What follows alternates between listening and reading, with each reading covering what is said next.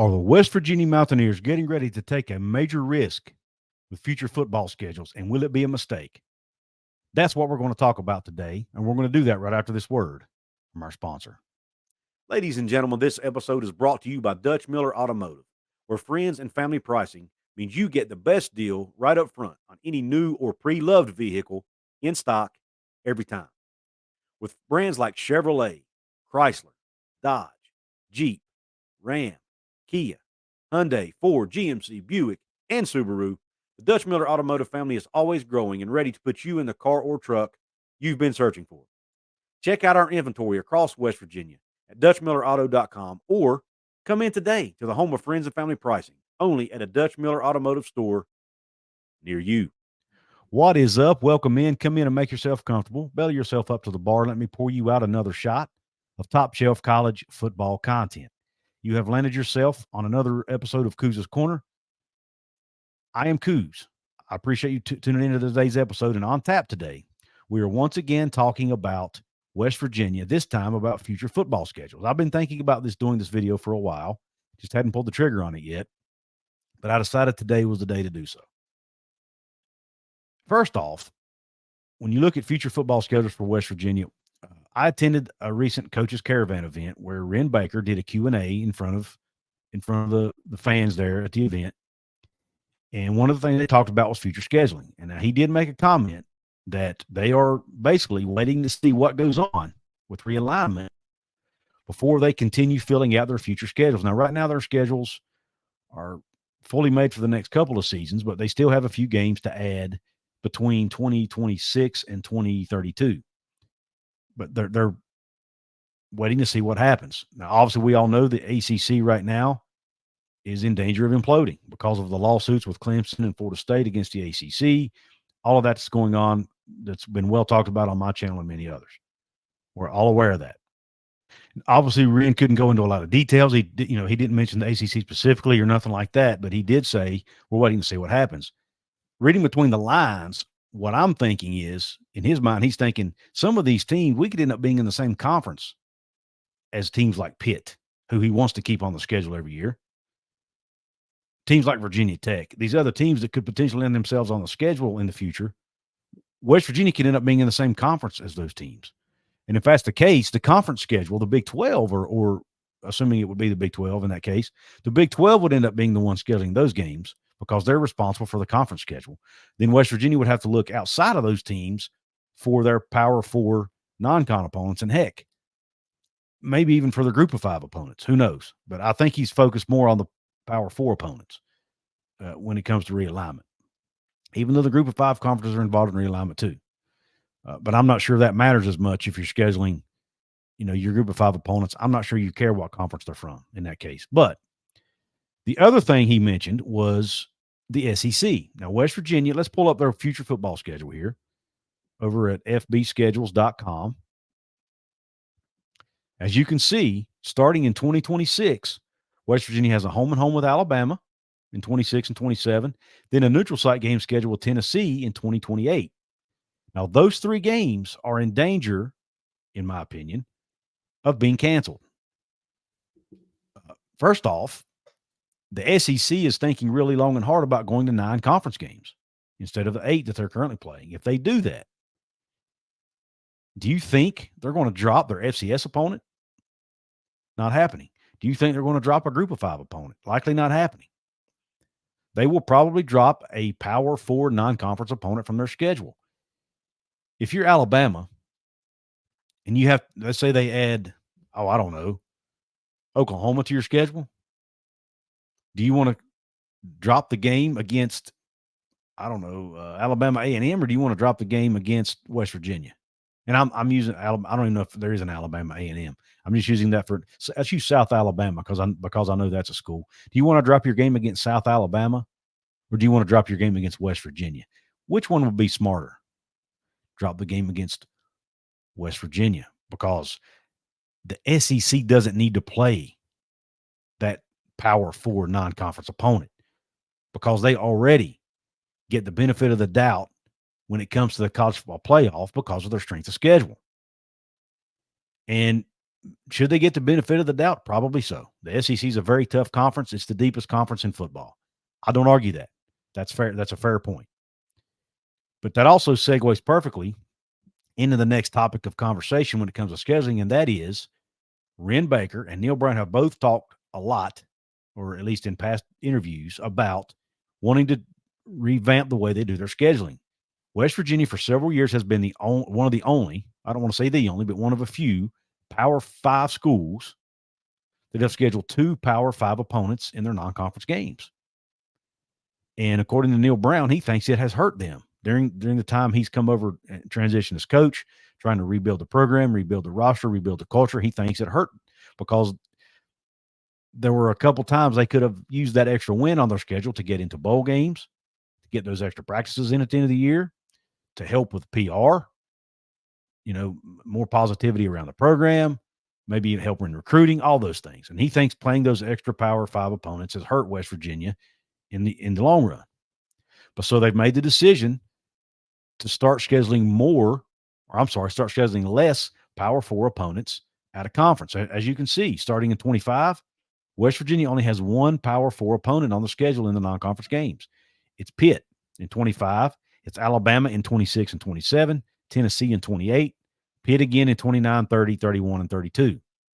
All the other games that have been scheduled so far are against FCS and or Group of 5 teams. And that's the way Wren Baker and Neil Brown want it to be going forward. At least that's what they've indicated. I personally think that is a huge risk and one they probably shouldn't take. And here's why. Now, one of the reasons Wren Baker mentioned about playing those extra Group of 5 and FCS opponents, yes, there's a competitive piece of it, but he's looking at revenue. As the AD, one of his primary jobs is revenue, trying to bring revenue into the program. If you schedule more Group of 5 and FCS schools, you get more home games, so you get more revenue. And I understand that. I totally understand it. But here's the flip side of that coin. It could actually hurt West Virginia in future revenue because it may cost the Big 12 playoff spots or potentially even cost West Virginia playoff spots. Because now that we're moving to a 12-team CFP model, there are going to be a lot more at-large bids. There are going to be 7, at least in the current model, the 5 plus 7, there's going to be 7 at-large bids. You'll have your top 5 conference champions, 7 at-larges. Future format has yet to be determined, but it's likely going to be something similar. You're likely going to have about 6 to 7 at-large teams getting in to the CFP. Most experts will tell you, and I think it's common sense, the SEC and Big Ten are going to get most of those slots. The Big 12 and ACC, their conference champion will get in, but it's going to be extremely tough for them to get more teams in. And let's talk about why. If let's say theoretically, you've got a 10-2 Big 12 team who didn't win their league, sitting there with a 10-2 SEC team who didn't win their league. Which team's getting into the playoff? More than likely, it's going to be the SEC team, right? Because of their what? Strength of schedule. How do Big 12 teams or even ACC teams fix that or combat that? You play a tougher non-conference schedule and hope you win those games. If you lose them, I'm not sure it helps you. But if you don't play them at all, you have no shot. You basically will have to go undefeated and be guaranteed to win your conference to get in the playoffs, or at least not lose more than one game. And in the Big 12, well, heck, in any conference, what are the chances you win the Big 12 most years? Not very high. I don't care what team you are in the conference. It's not very high. It's a 16-team league, and you have to be the number 1 team. Would it be easier to be the number 2 or number 3 team and get an at-large spot? You'd think so. But it won't be if you play too many games against FCS and G5 opponents, in my opinion. Now, let's talk about the CFP look-in clause. The CFP look-in clause that Brett Yormark asked for during the CFP negotiations, he got it. So I think it's after the 26 or 27 season, they're going to do a look-in, see if they need to reevaluate the revenue distribution for the CFP, which, oh, by the way, right now, The SEC and Big Ten are getting a much larger percentage of it. Why is that?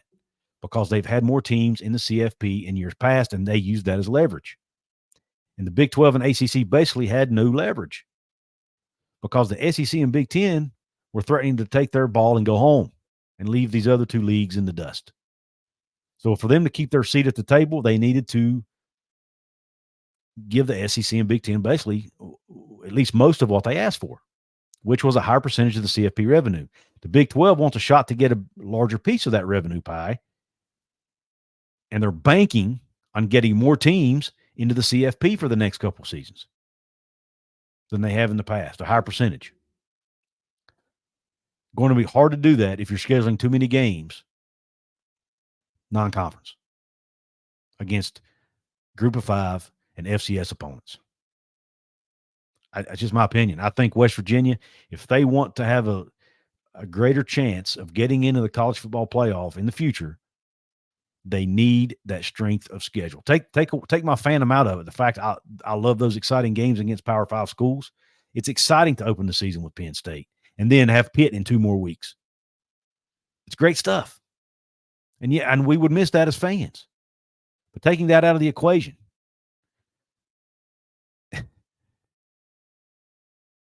looking at it from a strictly competitive and even a business standpoint, I think it makes sense to have those non-conference games against Power 5 opponents, Power 4 opponents, I should say. Now, maybe you disagree with me, and if you do, let me know in the comment section. Maybe maybe the revenue piece is too important here to pass up, and you need that extra home game. But again, how much revenue are you giving up on the back end if you get it here on the front end with the extra home game? I'm not sure. If the Big 12 can get a bigger piece of the pie, I don't know. You let me know. Maybe I'm missing something here. What am I missing? You tell me. Do you agree with me that they need to keep those Power 5 opponents on the schedule? Or should they take them off like Wren Baker and Neil Brown, I think, plan to do going forward? I want to hear your thoughts. Want to give a shout out right now to my VIP channel members of this episode: Roy Harrison, Bill G, Phil Masters, and Matthew 1981. Thank you all for your support, your continued support. If you want to become a member of this club, hit the join button below or go to my channel homepage. You'll see a join button beside my profile photo. Hit that. It shows you the 2 levels you can join, the perks that go with them. Bada bing, bada boom, hit join. You're a member. The money comes right out of your account each month. It's easy as pie, but there's no long-term commitment. You can cancel at any time. You can also go check out my merch store. You can check out the ways to donate in my description box via PayPal, LinkedIn, PayPal, Venmo, or Cash App. Also, I'm a Fanatics affiliate. I'm an Onnit Athlete Trading Cards affiliate. Those help as well. You want to do your shopping over there. There are also free ways you can support the channel. First off, if you like this content, if you like this video, hit the thumbs up button. It helps that YouTube algorithm, helps pump my video out to more people. The comments help. Sharing it with your family and friends. And don't forget, help me get to my next big goal of 10,000 subscribers. I'm on my way to 10K. Help me get there by subscribing to the channel if you haven't yet. Also, I have a video right here you can check out that's also related to West Virginia football. If you want to check it out, click on it right here. I appreciate your support. Have a top shelf day, and Q Country Roads.